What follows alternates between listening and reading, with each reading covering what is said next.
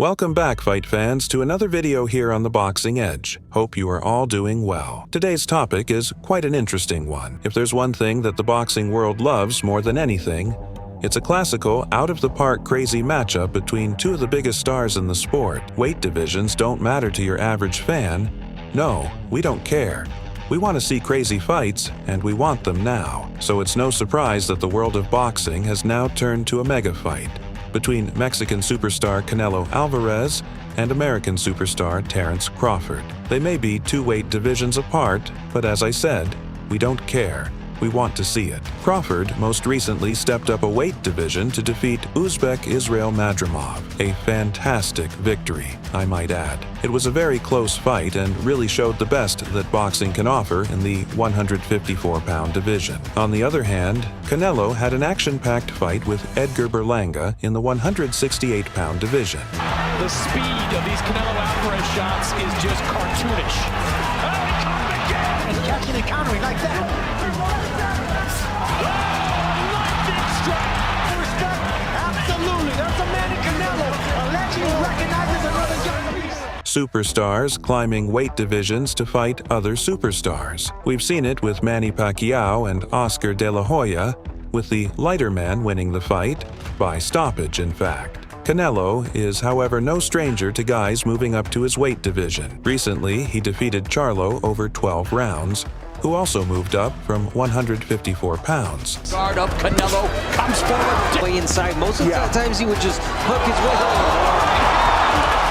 However, this does give us valuable insight, and perhaps add some interesting elements to the fight. You were much stronger in this fight. When did you recognize it? No, I'm a strong fighter.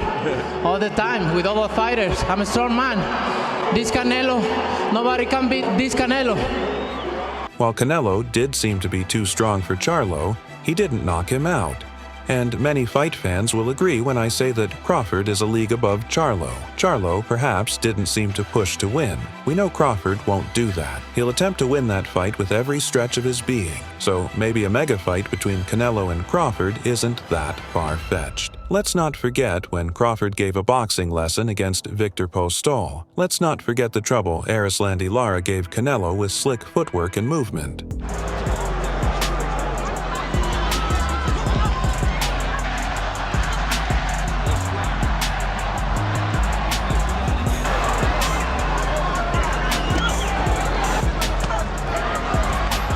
Something Crawford is very capable of doing. There is a real case here for a victory for Terence Crawford. Of course, in professional boxing, strength is king, and Canelo is very strong. He's got a chin like granite, so it's fair to say Crawford won't be doing the knocking out here. So really, the question we're left with is, can Terence Crawford outbox Canelo over 12 hard rounds? It reminds us a little of Canelo's bout with Amir Khan. Khan needed the perfect fight, perfect rounds, all 12 of them. Of course, we all know what happened in round. You sap a man's confidence with body shots, as well as taking away his energy into every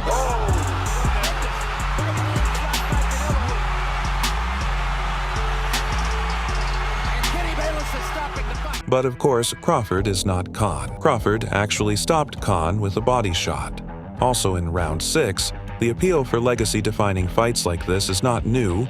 We all remember when Thomas Hearns ventured to middleweight to take on Marvin Hagler, which went down as one of the most historic battles in history, despite it only lasting 3 rounds. We must also speak about Crawford's technical ability. He's a master of distance and balance. He does the fundamentals really well, possibly the best in the world when it comes to fundamentals. Crawford made easy work of Spence, shocking a lot of people. While sure many had picked Crawford to win, nobody really expected it to be that one-sided. Fight breakdown. Canelo cannot be underestimated for technical ability either, but it's fair to say he'd likely be looking to impose his strength onto Crawford. A training camp focused on cutting off the ring is likely on the cards, but Canelo hasn't really shown in the past to have a great ability to cut off the ring. He's got a great jab, head movement, and all sorts, but it will likely be difficult to compete with the quickness of Crawford. But pro boxing is 12 rounds, 36 rounds of fighting.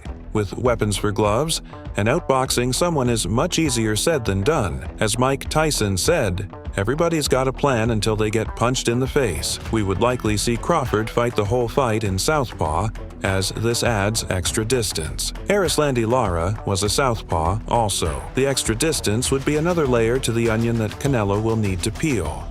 Some other things that could make this fight interesting is if Canelo would come down to a catchweight, perhaps to 164 pounds, to narrow the physical advantages. Sure, Canelo fights at 168, but he's not exactly a big 168. He would likely make 164 pounds comfortably. Crawford is actually the taller of the two. Crawford also has a much longer reach, with Crawford sporting nearly a 4-inch reach advantage. This would play a major role in keeping Canelo at a distance and landing scoring punches at the end of that reach. You see, when you actually lay out everything on the table, this fight gets a little more interesting. You've got Canelo, who's strong, sure, but he's had problems with movers in the past. Crawford is more than capable of implementing a hit-and-move game plan. He's got the speed to do it, the footwork, he's also got a longer reach, he's got the intelligence, the skill, the ring IQ. This fight is perhaps a much closer fight than many people are giving credit for, but we go back to the old saying, there's weight divisions for a reason. No such reach divisions, skill divisions, or height divisions. Weight matters. It matters a lot. Canelo is one of the sport's strongmen. He's a bully.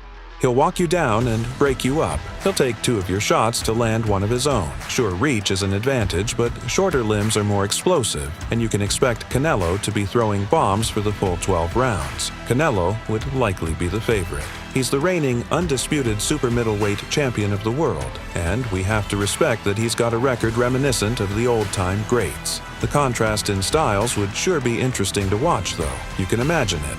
Canelo swinging with a power shot, and Crawford quickly countering with speed and footwork. Crawford moving side to side using lateral movement, as Canelo hunts with his head movement. Each shot, points. Can Canelo invest in the body early to slow Crawford's movement? It really is an interesting fight. Going up and becoming undisputed against Canelo?